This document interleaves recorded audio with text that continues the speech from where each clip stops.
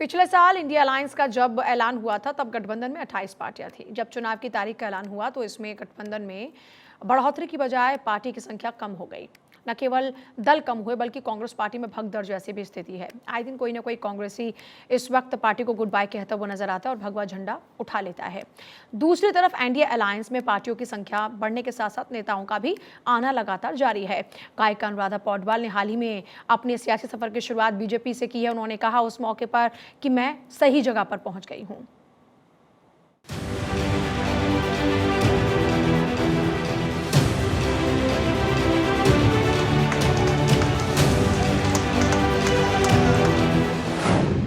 इंडी गठबंधन में बिखराव, एनडीए एकजुट।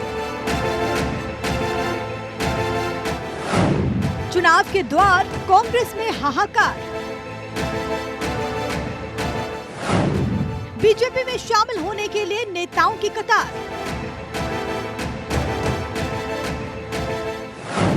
बीजेपी से अनुराधा पौडवाल की सियासी पारी का आगाज।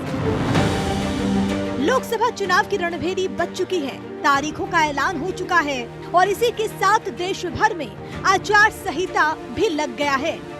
यानी कि 24 का चक्रवर्ती कौन बनेगा, इसका आगाज हो गया। बीजेपी हैट्रिक बनाने को लेकर रणनीति बना रही है। रीजनल पार्टीज और नेताओं को मिलाकर कुनबा बढ़ा रही है।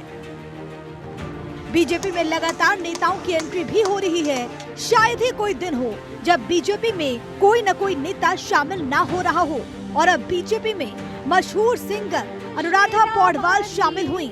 बीजेपी ज्वाइन करने के बाद अनुराधा पौडवाल ने पार्टी का शुक्रिया अदा किया।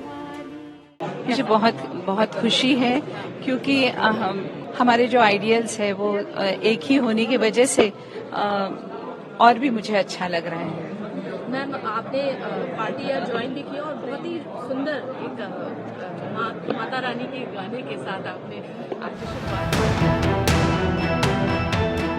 अनुराधा पौडवाल कई मौकों पर पीएम नरेंद्र मोदी की तारीफ कर चुकी हैं। जनवरी के महीने में जब अयोध्या में राम मंदिर का उद्घाटन हुआ था तब भी उन्हें राम मंदिर में भजन गाते हुए देखा गया। अनुराधा पौडवाल के बीजेपी में शामिल होने पर केंद्रीय मंत्री पीयूष गोयल ने खुशी जाहिर की। और अच्छे लोग समाज में जिन्होंने अपना नाम बनाया, अलग अलग क्षेत्र में जिन्होंने देश का गौरव बढ़ाए, ऐसे लोग आज प्रधानमंत्री मोदी जी के नेतृत्व में भाजपा के साथ जुड़ रहे हैं। ये हम सबके लिए सम्मान की भी बात है, प्रधानमंत्री जी के लिए बड़ा आशीर्वाद है और देशवासियों का सौभाग्य है।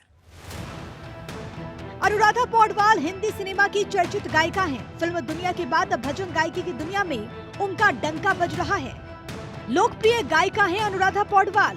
27 अक्टूबर 1952 को कर्नाटक में एक कोंकणी परिवार में हुआ था जन्म।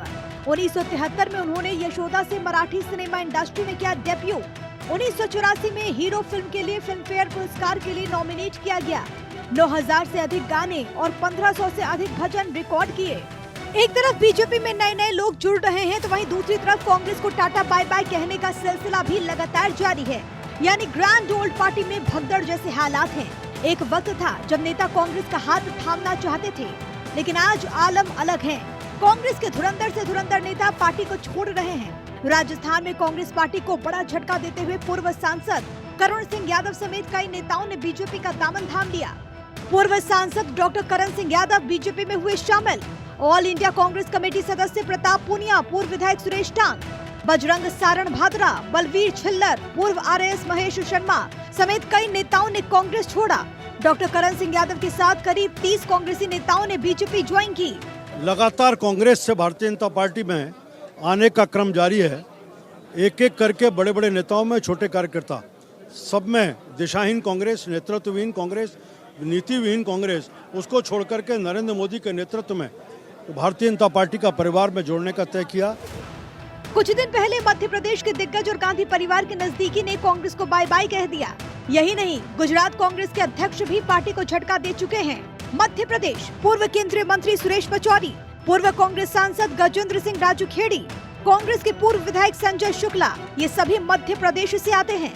गुजरात कांग्रेस के पूर्व अध्यक्ष अर्जुन मोढवाडिया ने पार्टी छोड़ी। 2 पूर्व विधायक अमरीश डेढ़ और मुलू भाई कंडोरिया भी बीजेपी में शामिल हुए। अरुणाचल में 3 कांग्रेस विधायक कांग्रेस का हाथ छोड़ चुके हैं। आमतौर पर जब भी कोई कांग्रेस का नेता बीजेपी में जुड़ता है तो आरोप लगते हैं कि साम दाम दंड भेद से उन्हें दबाया गया।